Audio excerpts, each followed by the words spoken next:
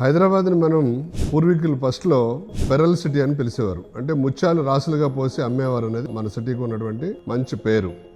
తర్వాత కాలక్రమంలో మనం చూస్తూ ఉండగా మన జనరేషన్ వచ్చేపాటికి మనం హైదరాబాద్ని ఫార్మా సిటీగా చూడటం జరిగింది. మనకు పెద్ద పెద్ద organisations, pharma organisations, government organisations ఉంటాం. అలాగే మనకి ఫార్మా రంగంలో మనం అత్యధికంగా ఉత్పత్తి చేయడం, ఎక్స్పోర్ట్ చేయడం వల్ల ఫార్మా సిటీ కింద రూపాంతరం చెందింది. తదనుగుణంగా తర్వాత మనది హైటెక్ సిటీ నిర్మించడం వల్ల గుట్టల బేగంపేట, మాదాపూర్ ఏరియాలో ఆ గుట్టలు, ఆ గుడిసెలు, తర్వాత హట్స్, ఆ రూమ్స్ అన్ని కూడా పోయి హైటెక్ సిటీ రావడం వల్ల టెక్నాలజీ సిటీగా రూపాంతరం చెందింది. టెక్నాలజీ అత్యంత వేగంగా చరాభివృద్ధి చెందుతున్న ఈ తరుణంలో మరి అందరికీ ఇళ్లు అన్ని కావాలి కదా, ఇన్ఫ్రాస్ట్రక్చర్ డెవలప్ అవడం మొదలుపెట్టింది. ఇన్ఫ్రాస్ట్రక్చర్ లో హైదరాబాద్ లో మన తెలుగు ప్రజలందరూ కూడా మంచి బిజినెస్ దృక్పథంతో ఉంటారు కాబట్టి ప్రపంచంలో ఉన్న టెక్నాలజీని అన్నింటినీ కూడా అందిపుచ్చుకుని ఇన్ఫ్రాలో కూడా మనం ఆకాశ హార్మాన్ని నిర్మించడం మొదలుపెట్టాం. ఎప్పుడైతే మనకి రింగ్ రోడ్ వచ్చిందో, గ్రోత్ కారిడార్ వచ్చిందో, హై రైజ్ బిల్డింగ్స్, పెద్ద పెద్ద కమర్షియల్ కాంప్లెక్స్లు, మాల్స్ అన్ని రావడం జరిగింది. సో ఇప్పుడు ప్రస్తుతం మనం హైదరాబాద్ ప్రపంచంలో అందరూ కూడా ఇన్ఫ్రా సిటీ కింద గుర్తిస్తున్నారు. సో హైదరాబాద్ ని